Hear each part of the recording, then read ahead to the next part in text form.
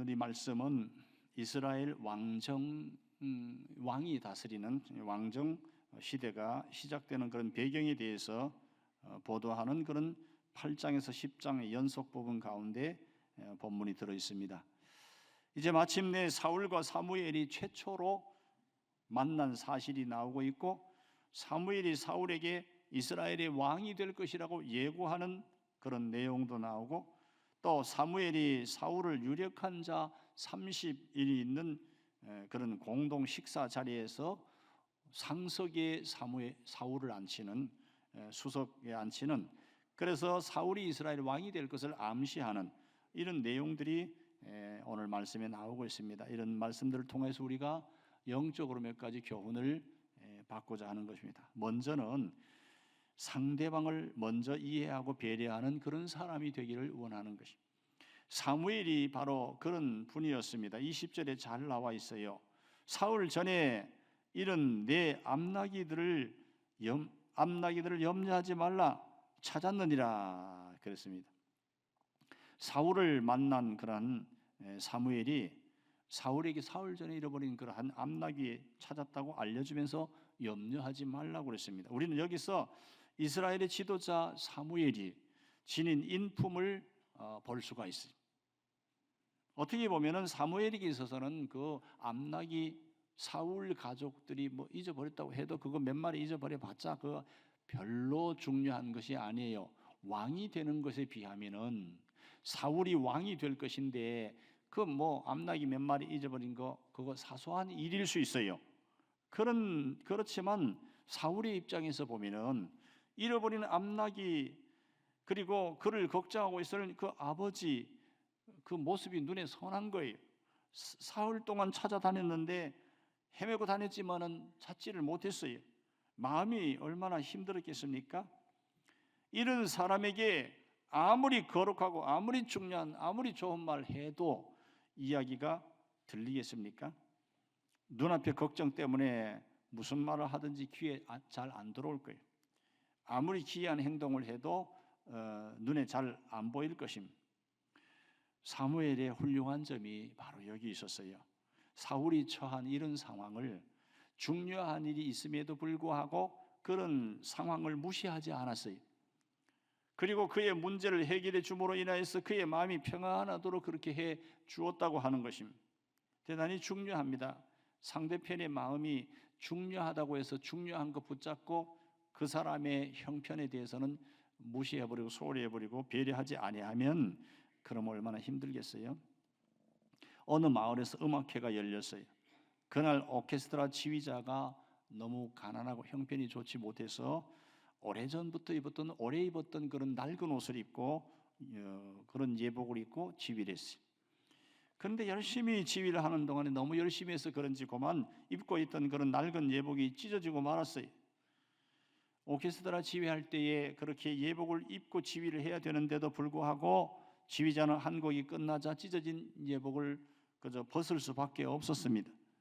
그래서 셔츠 차림으로 지휘하는데 그를 향하여서 관객들이 수군대기 시작했어요. 그러나 지휘자는 그런 어수선한 그런데도 전혀 흔들림 없이 차분하게 최선을 다해서 지휘를 했습니다. 그때 관객석 맨 앞에 앉아있던 한 중년이 조용히 일어나더니 자기가 입고 있던 그런 겉옷을 벗고 지휘자처럼 셔츠 차림으로 앉았어요. 이 광경을 보고 있던 관객들이 정적이 흐르듯 조용해졌습니다. 그리고 하나 둘 겉옷을 벗기 시작했어요. 셔츠 차림으로 오케스트라를 관람했습니다. 그날의 음악회는 지휘자와 관객이 서로를 배려하고 존중한 아주 감격스럽고 성공적인 그런 공연이 됐다고 하는 것입니다. 뭔 그렇게 예복이 찢어진 것이 어떻게 그렇게 성공적인 그런 공연이 될 수가 있습니까? 그럼에도 불구하고 서로가 서로를 배려하는 이런 아름다운 모습으로 인하여서 그렇게 성공적인 공연이 됐다는 것. 일을 잘못하는 사람일수록 남을 배려하지 않고 자기가 하고자 하는 그런 일만 함으로 인하여서 많은 예기치 못한 문제들을 만들어냅니다. 실제로 다른 사람에 대해서 아무 배려 없이 자신의 시각에서 일을 판단하고 행동하는 것으로 인하여서 상대방의 마음을 아프게 하고 일이 진행되는데 차질을 빚는 그런 사람들이 얼마나 많이 있는지 몰라요. 성경에 보면은 위대한 사도 가운데도 있었어요. 위대한 사도행전 15장에 보면은 바울과 바나바와 같은 그런 위대한 사도도 상대방을 배려할 줄 모르고 자기들의 입장만 주장해서 서로 심히 다투고 가슴 아프게 돌아서는 그런 일이 있었어요. 사도행전 15장 39절에서 41절, 서로 심히 다투어 피차 갈라서니 바나바는 마가를 데리고 배 타고 구브로로 가고 바울은 신라를 택한 후에 형제들에게 주의 은혜의 부탁함을 받고 떠나 수리아와 길리기아로 다니며 교회들을 견고하게 하니라. 바나바와 바울은 둘 다 중요한 사역, 복음을 전하는 사역, 교회들을 견고하게 하는 중요한 사역을 하는 귀한 위대한 사도들이었어요. 그런데도 불구하고 그들이 서로 다투었어요. 이해하지 못하고 배려하지 못하고 서로 다투었어요. 그래서 일은 중요한데 중요한 일을 하는 모습은 부끄러운 모습이에요. 다 부끄러운 것이 아니고 그 부분에 있어서는 부끄러운 모습을 드러내고 말았어요. 아무리 어려운 문제도 화기애애한 분위기 속에서 해결하는 그런 사람들을 보면은 상대방을 배려해서 말하고 행동하는 그런 것을 볼 수가 있습니다. 그래서 정말 큰 어려움이 없이 중요한 사역을 잘 하려고 하면은, 일을 잘 하려고 하면 상대방의 입장에 서야 돼요. 혼자서 하는 것이 아니기 때문에, 함께 하는 것이기 때문에 상대방의 입장에 서야 돼요. 항상 상대방의 문제와 어려움에 먼저 마음을 써야 됩니다. 혹시 우리가 해결할 수 없는 능력 밖의 일이라 할지라도 자신의 문제에 신경을 써 주었다는 그 사실만으로도 고마움을 느끼게 돼 있어요. 해결을 못해도 그렇다는 거예요. 사무엘은 바로 이와 같은 것을 알았던 사람입니다. 자기 권위나 자신의 의무만 알았던 그런 것이 아니고 항상 사람의 마음을 읽고 그 마음을 헤아려서 행동을 했다는 거예요.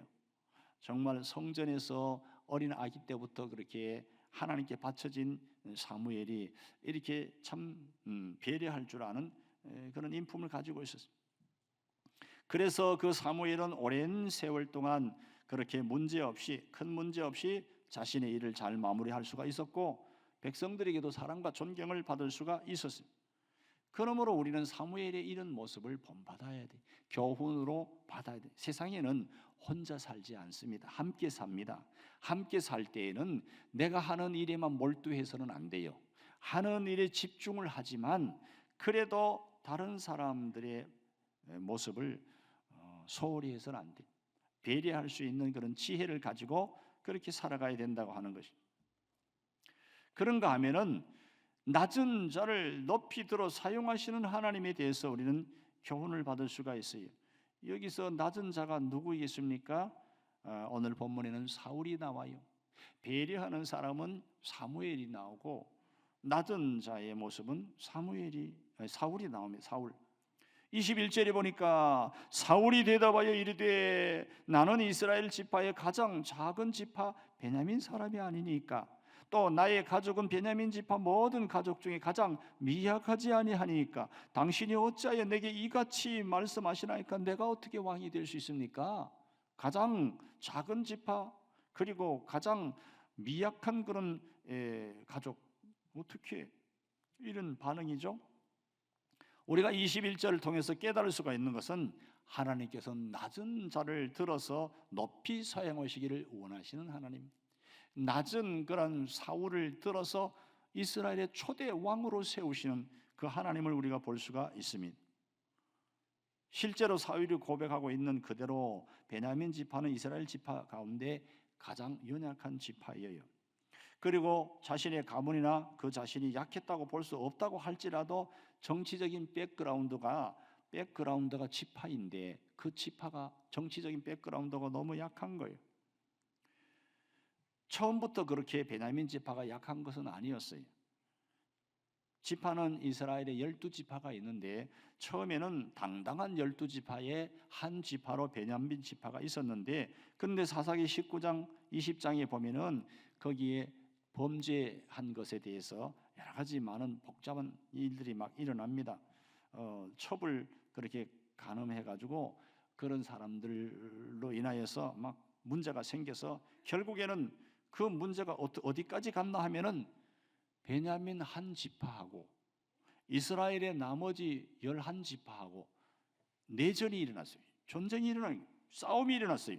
어떻게 한 지파하고 11지파가 이게 싸움이 됩니까? 그래서 베냐민 지파가 완전히 패배를 했어요. 그래서 패배를 해서 많은 그런 사람들이 베냐민 사람들이 거의 다 죽어버렸어요. 그래서 베냐민 지파 자체가 없어지기 직전까지 그렇게 갔습니다. 사울이 등극하기 직전인 그 당시만 해도 사사시대인데 이런 상처가 이런 것이 아직도 아물지 않은 상태에서 아직도 베냐민 지파가 온전한 지파로 세력을 완전히 회복하지 못한 그런 상태에 있었습니다. 그런데도 불구하고 놀랍게 그 12지파 나머지 11지파가 있는데도 불구하고 하나님께서는 그 약한 베냐민 지파에서 이스라엘의 초대 왕을 하나님께서는 배출하셨다는 거예요. 선택하셨다는 거예요. 이유가 뭡니까? 왜 베냐민 지파에서 하나님께서 그렇게 초대 왕을 내도록 했습니까? 사람의 힘으로 한 것이 아니고 하나님의 절대적인 도움으로 그 약한 베냐민 지파에서 왕이 나왔다는 것을 많은 사람들이 다 알 수 있었기 때문에 많은 사람들이 그렇게 알도록 하나님께서 하셨다는 걸 알도록 하시기 위해서 그렇게 하셨다고 하는 것입니다. 만일 처음부터 강력한 지파였던 에브라임이나 유다 지파에서 왕을 배출했다면 자신들의 힘으로 왕이 되고 뭘 어찌 되고 해서 했다고 생각하고 자기 마음대로 교만하게 아마 행동했을 것입니다. 처음에 에브라임에서 왕을 배출한 북이스라엘, 이스라엘이 남쪽 유다, 북쪽 이스라엘 이렇게 갈라져 있죠. 그렇게 북이스라엘의 경우를 보면은 거대한 지파 출신 왕답게 모든 것을 자기 마음대로 하지 않았습니까? 수도를 정하는 것도 그렇고 성소까지 단과 베델의 성전 성소가 어디 있어요? 예루살렘에 있잖아요. 그러니까 그 남쪽에 있으니까 너무 불편하니까 마음대로 그냥 단과 베델의 마음대로 정하고 우상을 숭배하게 한 것을 보면은 이스라엘에서 가장 강한 자가 높은 지위를 갖는다고 하는 것은 얼마나 위험한가 하는 것을 우리에게 보여주고 있는 것이.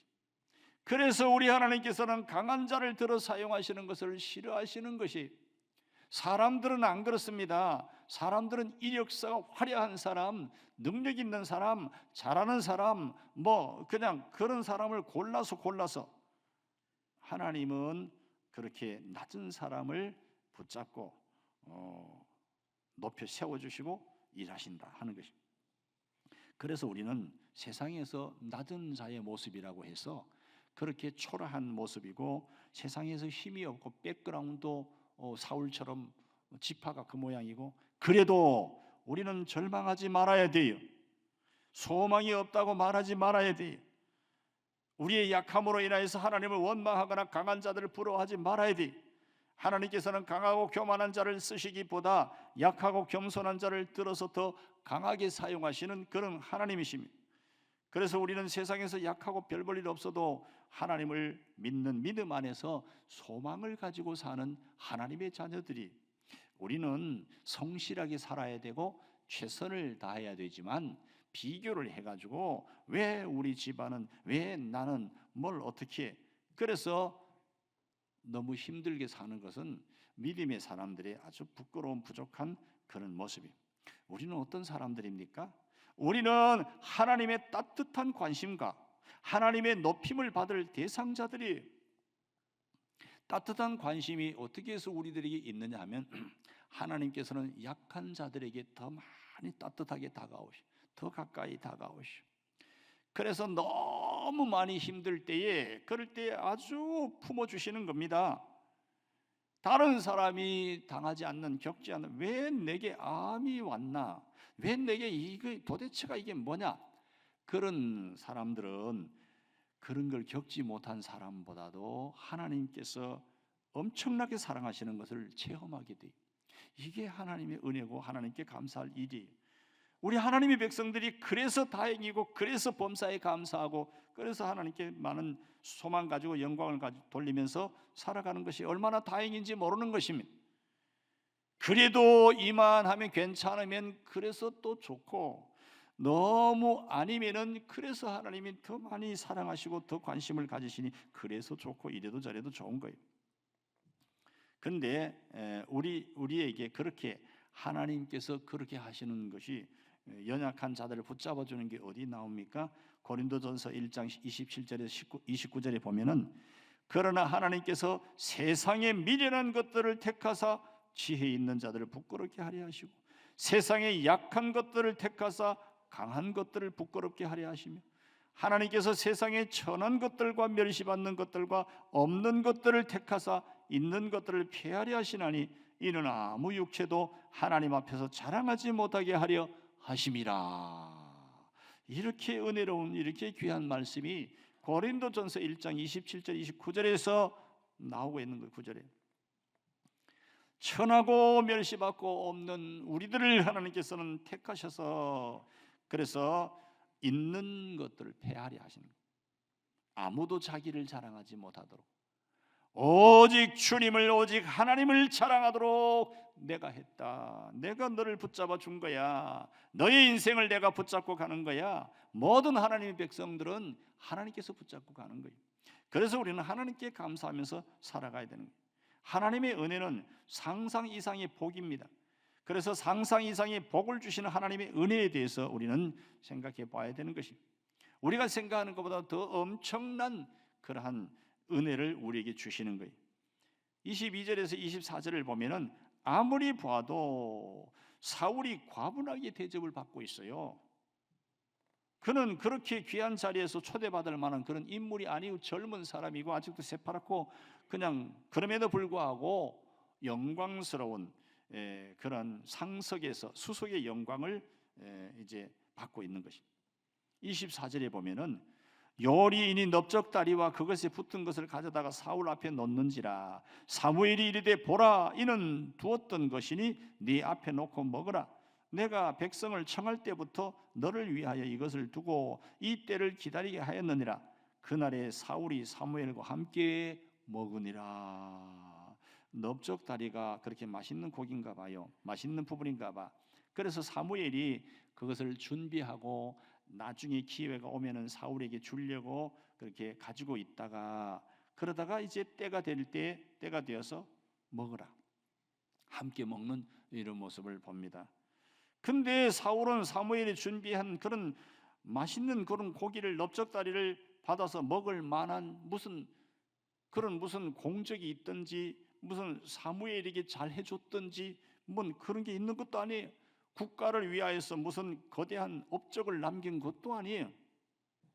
그런데 그러나 아무 공로 없이 여러 귀빈들 앞에서 이런 정말 황송한 대접을 받고 있습니다.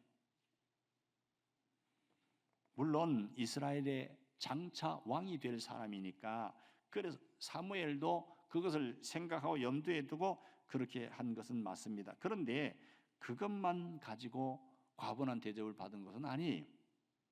왜 그러냐 하면은 특별한 의미가 그 속에 들어있는 것입니다.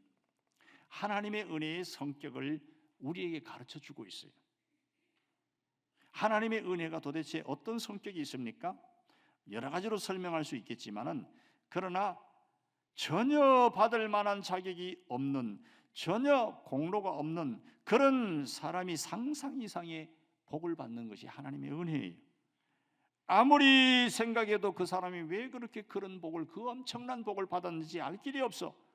왜 하나님께서 그렇게 큰 특혜를, 내게 왜 그렇게 특혜를 줬는지, 특혜를 받는지 알 수가 없어. 사람의 생각으로 이해할 수 없는 놀라운 그런 복을 아무 자격도 없이, 공로도 없이 그렇게 받는 거예요. 그게 하나님의 은혜라고 하는 것입니다. 성경이 말씀하시는 하나님의 은혜는 전혀 그것을 받을 만한 이유나 공로가 없는데 주시는 것이 바로 성경이 말씀하시는 은혜예요. 가장 대표적인 예가 예수님께서 우리의 구세주가 되어 주신 거예요. 예수님께서 우리의 구세주가 되어 주신 것이 엄청난 은혜라고 하는 것이, 우리가 죄 사함을 받을 이유가 있습니까? 죄를 깨끗하게 사함 받을 무슨 이유가 없어요. 예수님께서 우리를 대신해서 죽으셔야 할 이유가 있습니까? 없어요. 하나님께서 죄인 된 우리를 위해서 자기 아들 독생자를 내어주셔야 할 그런 조그만 이유도 없어요. 그냥 사랑하셔서 그렇게 우리를 위하여서 하신 거예요. 우리를 위하여 십자가에서 대속의 보혈을 우리 예수님께서 흘려주셨어요. 아무 자격도 없는데, 아무 받을 그런 이유도 없는데, 이게 은혜라고 하는 것이. 왜 우리를 그 많은 사람들 중에서 하나님의 자녀로 구원받을 대상자로 그렇게 선택해 주셨는지, 창세전에 그렇게 해 주셨는지 우리는 알 길이 없어요. 우리는 이렇게 생각하지만 하나님께 선택받지 못한 사람들은 왜 나는 선택하지 않았나요? 왜 나는 버리셨나요? 정말 버리신 거거든요. 영원한 멸망. 그런데 그런 하나님 밖에 있는 사람은 그런 생각조차 하지 않습니다. 너무나 안타깝고 어리석은 그런 모습이죠. 하나님께서 성도들에게 내려주시는 그러한 은혜의 성격은 다 이와 같아요. 사울이 엄청난 대접을 받은 것 같은 그와 같다는 거예요. 특별한 사람에게만 그렇게 하는 것이 아니고 하나님께서는 지극히 평범한 우리들에게도 동일한 성격의 은혜를 우리에게 주신다고 하는 게, 우리가 받을 만한 거 아무 자격 없는데 하나님의 은혜가 넘치도록 우리에게 주어지는 것입니다. 지금도 한쪽에서는 전쟁이라고 많은 사람들이 죽어가고 있고 너무너무 힘들고 지진이라 가지고 그냥 파묻혀서 그냥 도대체 20만 명 이상 얼마나 많은 사람들이, 그리고 수만 명이 막 죽잖아요. 얼마나 비참하고 얼마나. 그래도 우리는 하나님께서 이만큼 그래도 이렇게 큰 그런 일들을, 지진이나 뭐 그런 걸 하나님께서 일어나지 않도록, 그리고 우리가 건강 자체도 어떻게 보면은 기적이 하나님께서 우리가 머리 끝에서 발끝까지 신경 세포들이 얼마나 많습니까? 얼마나 막 움직이고 살아 있습니까? 속에 있는 게 다 살아 있잖아요. 살아 있는데 어느 한쪽에만 뭐가 잘못돼 가도 질병이, 그러니까 이게 다 건강히 돌아가고 있다고 하는 것이 기적이에요. 하나님의 은혜 너무나 감사한. 우리는 감사할 일이 한두 가지가 아니, 하나님의 은혜를 생각할 일이 한두 가지가 아니. 우리가 살아가고 있는 이 모든 것이 우리의 생명을 지탱해주고 우리의 가정, 우리의 직장, 사업, 나라와 민족 모든 것 지탱해주고 있는 이 모든 것이 바로 하나님의 은혜라고 하는 것이, 이런 은혜를 느끼면서 살고 있는가? 감격하면서 감사하며 살고 있는가? 하나님의 은혜를 모르고 있든지 아니면 잊어버리는 그런 경우가 있다면, 그렇다면 오늘 다시금 하나님의 은혜에 대해서 우리는 생각해 봐야 돼. 묵상해 봐야 돼. 하나님의 은혜를 깨달을 때 비로소 행복하게 되는 겁니다. 행복이 그냥 되는 것이 아니고, 와, 과연 하나님의 은혜로다. 나의 나된 것은 하나님의 은혜라. 사도 바울이 그렇게 열심히 복음을 전하면서 그렇게 많이 힘드는데 나의 나된 것이 하나님의 은혜라고, 하나님의 은혜를 깨닫고 나니까 100번 죽어도 그냥 힘든 줄도 모르고 달려가는 거예요. 사명을 위해서 그냥 달려갑니다. 너무너무 기쁨으로. 이제 우리는 하나님의 은혜를 깨닫고 신앙생활을 해야 돼. 그러면은 정말 행복하게 신앙생활을 할 수가 있는 거예요. 사울은 유력한 사람 기스의 아들로 남보다 머리 하나가 더 큰 인물, 그리고 얼굴도 준수하고 모든 사람이 흠모할 만한, 그리고 또 누가 봐도 흠잡을 데 없이 겸손하고 부족함이 없는 그런 인물입니다. 그래서 정말 참 왕이 될 만할 것 같은 그런 인물인데도 불구하고 그에게 아킬레스건과 같은 그런 것인데, 그게 뭐죠? 그게 바로 매우 작은 베냐민 지파 출신이라는 거예요. 기반이, 백그라운드가 너무 약하다는 거예요. 우리는 이런 경우 만날 수 있어요. 우리도 웬만한 거 다 갖추고 있는데 결정적인 결격 사유 하나로 인해서 출세의 길이 막히고 내 인생의 길에 있어서 이게 도대체가 장애물이 돼가지고 좌절하고, 우리 집안에 왜 그런 일들이 있고, 아니면 내게 무슨 그런 결격 사유가 있을 수 있습니다. 그런데 그런 인간적인 결격 사유는 하나님을 믿는 믿음의 사람에게는 상관이 없어요. 하나님께서는 그런 결격 사유와 같은 작은 베냐민 집과 상관하지 않고 왕으로 세우셨어요. 오히려 그런 부족함 때문에 더 겸손하기를 바라시고 세우시는 겁니다.